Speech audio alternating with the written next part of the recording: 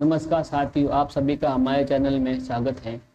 आज हम बात करने वाले हैं एक नई टॉपिक के ऊपर कि 5 तत्व कैसे मनुष्य को पकड़ते हैं और कैसे मनुष्य उस 5 तत्वों के अंदर रहकर के पाप कर्म कैसे करते हैं और क्यों उनको उस कर्म की सजा मिलती है, उन सब के बारे में उदाहरण सहित बताएंगे। तो जो भी हमारे इस वीडियो को देख रहे हैं उन सभी से निवेदन है कि हमारे इस चैनल को सब्सक्राइब करें, वीडियो को लाइक करें और जिससे ज़्यादा से ज़्यादा और मोटिवेशन मिल सके नई नई वीडियो बनाने के लिए। चलिए शुरू करते हैं। जैसे कि 5 तत्व हमारे शरीर में जो है, तो आप सबको पता ही है, नाम तो बताने की ज़रूरत है नहीं। जो मनुष्य, जीवात्मा, जिसका मन, जीव का मन जहाँ जहाँ रहता है, यदि मान लो कि किसी का मन मिट्टी तत्व में फंसा है तो उस मिट्टी तत्व के अंदर जब उसका मन स्थित रहता है और जब वो कुछ भी बोलेगा तो वो विकारी में आएगा। और जैसे कि भगवान कहते हैं कि जो भगवान को भोग नहीं लगाते वो पाप की कमाई आती है। अब पाप की कमाई कैसे है? हमने अपने 5 तत्वों को सिद्ध नहीं किया, पवित्र नहीं बनाया और हम उसी 5 तत्वों की अपवित्रता के साथ भोजन बनाते हैं तो वो भोजन जो है पवित्र नहीं कहलाता। अब हमने अपने 5 तत्वों को पवित्र नहीं किया और परमात्मा के पास 5 तत्वों का तो मालिक है, वो ईश्वर है। यदि हम भगवान को भोग लगाते हैं जो प्रकृति का मालिक है तो वो भोजन पवित्र हो जाता है। यदि आपने अपने 5 तत्वों को सिद्ध कर लिया है तो भोग की जरूरत ही नहीं, क्योंकि आपने अपने 5 तत्वों को सिद्ध कर लिया, पवित्र कर लिया, तो आप और परमात्मा सेम हो गए, एक जैसे ही हो गए। इसीलिए ये बात कही गई है। तो पवित्र भोजन कैसे होता है? जो 5 तत्व जिसके पवित्र हो चुके हैं वही है पवित्र भोजन। एक समय ऐसा भी है, जैसे सिद्ध पुरुष होते हैं, जो सिद्ध पुरुषों को पवित्र भोजन की जरूरत नहीं पड़ती, क्योंकि उनकी जो मन की अवस्था इतनी पवित्र होती है कि वो जिस चीज को छू लेते हैं वो पवित्र हो जाता है। क्योंकि 5 तत्व तो उनका भी शरीर है, उनके पास भी होते हैं, और संसारियों के 5 पवित्र, उनके अंदर और आप में यही अंतर, हमारे अंदर उनमें और आप में, हमारे अंदर और उनमें, योगी और भोगी में यही अंतर होता है। योगी ने अपने 5 तत्वों को पवित्र बना दिया और भोगी ने अपने 5 तत्वों को पवित्र नहीं बनाया। इसी कारण से, यही कारण है कि वो कभी इस चीज को समझ नहीं पाते। अब जैसे कि हमने किसी के ऊपर हाथ उठा दिया या झगड़ा कर दिया, तो मन की जिस अवस्था में रह के ये सब किया उसी के अनुसार ही हमको पाप और पुण्य का हिसाब किताब देना पड़ेगा।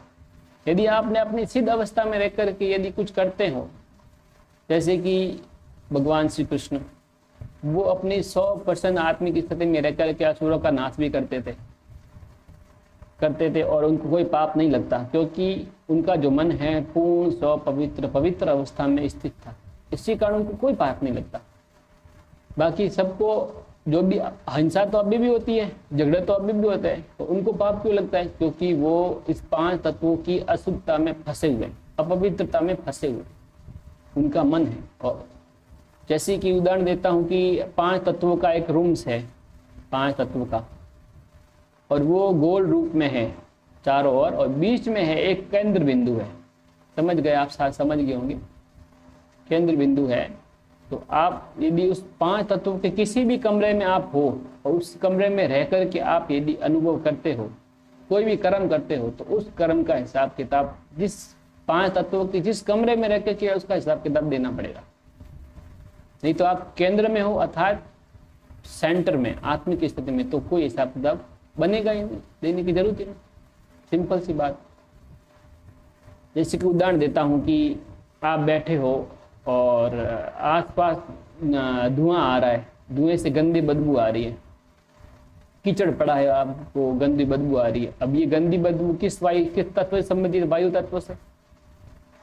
तो और आपका मन जो है वायु तत्व को पहले से अशुद्ध है आपका, तो गंदगी आएगी तो आपको तुरंत अनुभव होगा गंदी बदबू आ रही है, आप अपनी स्थिति में स्थित नहीं। और वायु तत्व की अपवित्रता में आपका मन स्थित है तो जो बाहर की अशुद्धि गंदी बदबू आएगी वो आपको पकड़ लेगी, आपके मन को पकड़ लेगी और आपका मन उसी का चिंतन करता रहेगा। और दूसरे स्थान पर जैसे सिद्ध पुरुष, अब उस सिद्ध पुरुष, ऐसे भी बहुत सारे सिद्ध पुरुष है जो गंदगी के पास, नाली के पास या गंदगी के पास पड़े रहते हैं और उनको पता ही नहीं चलता कि गंदगी है कि भी नहीं है। कुछ समय में नहीं आता उनको, क्योंकि उनको अपने शरीर का होश ही नहीं। और जब शरीर का ज्ञान खत्म तो गंदगी भी का भी अनुभव नहीं होगा, वो अपनी परम अवस्था में स्थित रहते हैं। जैसे कि उदाहरण देता हूँ गजानन महाराज का। गजानन महाराज ने अपने एक शिष्य को कहा कि ये लोटा लो और मुझे उस नाली में से पानी भर के लाके दो। जैसे ही लोटा उस शिष्य ने नाली में डाला, नाली गंदी थी, डाला और बाहर निकला, उनकी मन की पवित्र अवस्था के कारण प्रकृति बदल गई। बदलते ही पानी का जो लोटा था वो शुद्ध हो गया। ये घटना सबको पता है, ये कोई नई नहीं है सिद्ध पुरुषों की। और तो इससे समझ में आता है कि मन की जिस अवस्था में आप स्थित हो, उसी अवस्था के अनुसार ही आपको पाप और पुण्य का हिसाब देना पड़ेगा। चलिए आज के लिए इतना ही, और मिलते हैं अगली नई वीडियो में। यदि किसी का कोई प्रश्न है तो मुझे कमेंट करें। और जो भी मैं इस वीडियो में बताता हूँ वो सब मेरे पर्सनल अनुभव होते हैं, क्योंकि मैंने इस अवस्था को प्राप्त कर लिया है। इसी कारण पंच तत्व का ज़्यादा असर नहीं होता। तो आप सभी से निवेदन है कि वीडियो को लाइक सब्सक्राइब जरूर करें और सपोर्ट करें। मिलते हैं नई वीडियो में। धन्यवाद।